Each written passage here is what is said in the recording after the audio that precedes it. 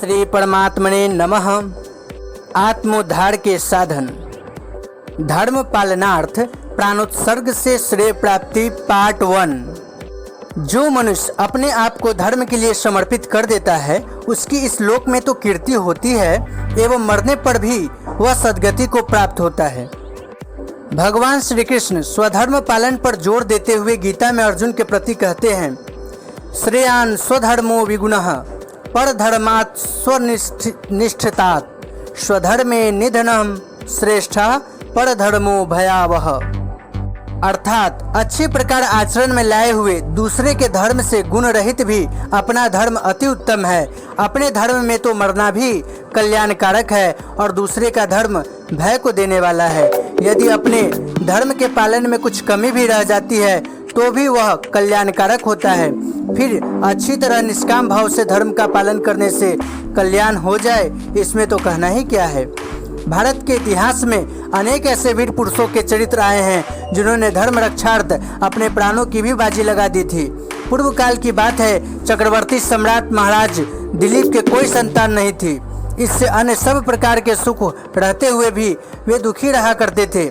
संतान प्राप्ति का उपाय पूछने के लिए वे अपनी धर्म पत्नी राजमहिषी सुदक्षिणा के साथ अपने कुलगुरु महर्षि वशिष्ठ के आश्रम में गए।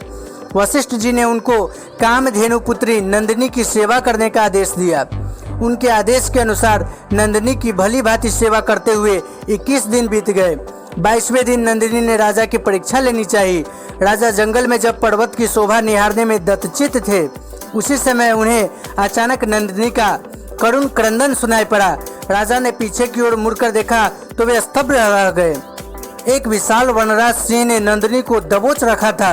राजा ने उसे मारने के लिए धनुष पर तीर चढ़ाया, परंतु उनका हाथ वही धनुष के साथ चिपक गया। निरुपाय होकर राजा चुपचाप खड़े रहे तो सिंह गर्जना करता हुआ सा बोला, राजन, मुझे कोई साधारण सिंह न समझ लेना। मैं भगवान शंकर का गण हूँ और उनकी आज्ञा से सामने दिखाई देने वाले इस देवदार के रक्षार्थ यहाँ रह रहा हूँ। जो पशु काल के वशीभूत होकर यहाँ आ जाता है वह मेरा भक्ष है। आज यह गौ मेरा भोजन बनी है। अब आप लौट जाइए। इसे मेरे शक्तिशाली पंजों से मुक्त करा सकना आपके हाथ की बात नहीं है। राजा बोले, वनराज, मैं गुरु की आज्ञा से इस गौ की सेवा में चराचर जगत की उत्पत्ति गौ की सेवा में तत्पर हूँ। आप भगवान शंकर के अनुचर हैं, सो बहुत अच्छी बात है।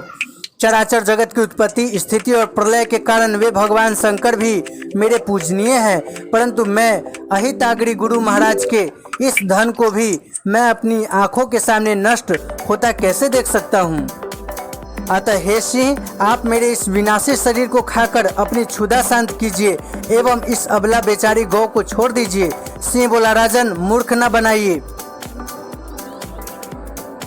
और न बनिए। यदि आप जीवित रहे तो न जाने आपके हाथ से अन्य कितने जीवों की रक्षा होगी तथा इस गौ की जगह आप अन्य हजारों दुधारू गाय देकर अपने गुरु महाराज को भी प्रसन्न कर सकते हैं। राजन, आपने इस कल्याणकारी शक्तिशाली देह की रक्षा कीजिए। आपका राज्य पूरी पृथ्वी पर स्थित है तथा उसको लोग स्वर्ग के ही समान सब प्रकार से संपन्न कहते हैं। शरीर न रहने से आप उसका भी भोग कैसे कर सकेंगे। राजा बोले, सिंह, मैं क्षत्रिय हूँ। कष्ट में पड़े हुए जीव की रक्षा करना ही मेरा लोक प्रसिद्ध उत्तम धर्म है। फिर इस गौ की तो मैं सेवा में संलग्न हूँ।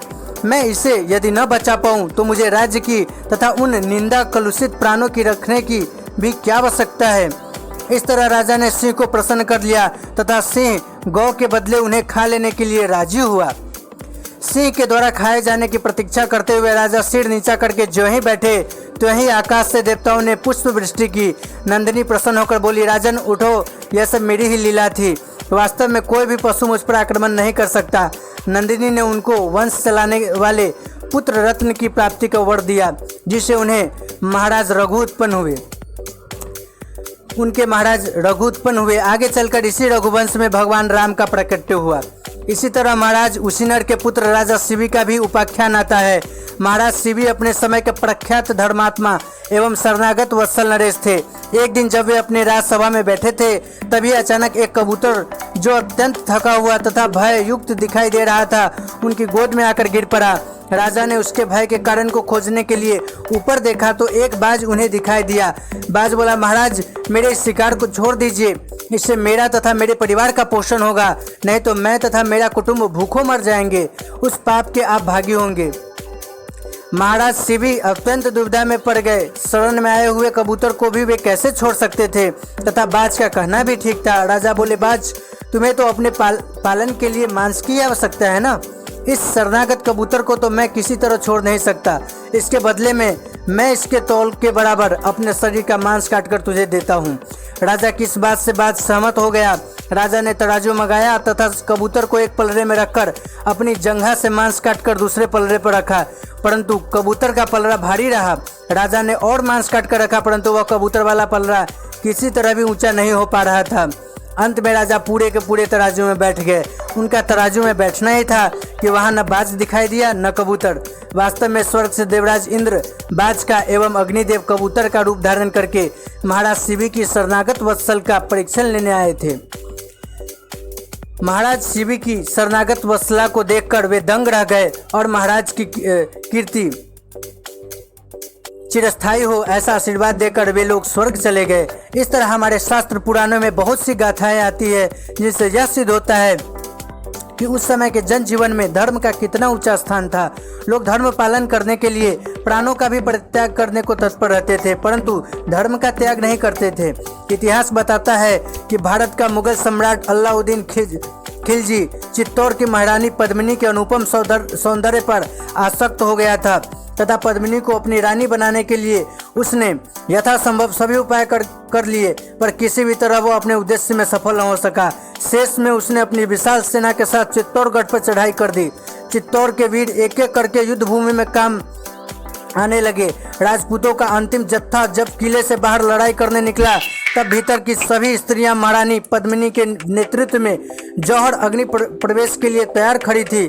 महारानी पद्मिनी का धर्म रक्षा के लिए भीषण आग में प्रवेश करना था कि शेष सभी महिलाएं एक एक करके उस धधकती हुई आग में कूद पड़ी। देखते ही देखते उनके शरीर भस्मसात हो गए। अलाउद्दीन की विजय हुई, परंतु किले में प्रवेश करने पर उन भारतीय महिलाओं के अपूर्व बलिदानों को देखकर उसे दांतों तले उंगली दबानी पड़ी। भारत के पुरुष तो क्या, महिलाएं एवं बच्चे भी धर्म पालन के लिए प्राणों तक की आहुति देने के लिए आगा पीछा नहीं देखते थे। यवन सम्राट औरंगजेब का भीषण अत्याचार उन दिनों जोरों पर था। हिंदुओं को अपने धर्म का पालन करने के लिए बड़ी बड़ी कीमतें चुकानी पड़ती थी। ऐसे ही समय में गुरु गोविंद सिंह के 2 छोटे बच्चों ने अपने जीवित शरीर को दीवार में जिंदा चुनवा देना स्वीकार कर लिया, परंतु हिंदू धर्म को छोड़कर मुस्लिम धर्म ग्रहण करना स्वीकार नहीं किया। उन्हें बड़े बड़े प्रलोभन दिए गए, पर वे छोटे छोटे बच्चे धर्म पर डटे रहने के अपने निश्चय से टस से मस नहीं हुए। अंत में उन बच्चों को जीवित ही दीवार में चुनवाना आरंभ कर दिया गया। जब दीवार छोटे भाई के गले तक आ गई एवं बड़े भाई की छाती तक ही आई, तो बड़े भाई के दोनों आंखों से आंसू गिरने लगे।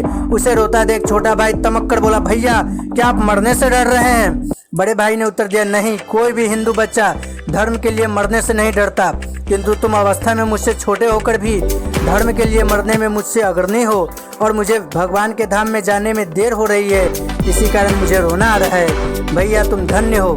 परंतु आज हम देख रहे हैं कि उसी भारतवर्ष के बहुत से लोग लोभ के वशीभूत होकर धर्म, कर्म, संस्कृति सबका परित्याग करते जा रहे हैं। जिस देश के भक्त प्रहलाद ने धर्म एवं ईश्वर की सत्ता पर दृढ़ विश्वास रखते हुए अनेक कष्ट सहे, उन्हें बड़े बड़े पर्वतों से गिराया गया, गजराजों से कुचलवाया गया, समुद्र में फेंका गया, भीषण आग में झोंका गया, परंतु फिर भी वे ईश्वर भक्ति में अडिग रहे। अंत में उनके पिता हिरण्यकशिपु तलवार लेकर उन्हें मारने को उद्यत हुए, तो भगवान ने निर्जीव खंभे में से प्रकट होकर भक्त को बचाया। आज उसी देश के लोग धर्म और ईश्वर का मखौल उड़ा रहे हैं। जो कोई थोड़ा बहुत धर्म का पालन करते हैं, वे भी अधिकांश में मान बढ़ाई के लिए करते हैं। निष्काम भाव से करने वाले तो बहुत ही कम हैं। धर्म पालन न करने की अपेक्षा तो सकाम भाव से धर्म का पालन करना भी अच्छा है, परंतु कर्तव्य बुद्धि से निष्काम भाव पूर्वक जो धर्म पालन किया जाता है वही परम कल्याणकारक है। Thanks for watching, likes and subscribe.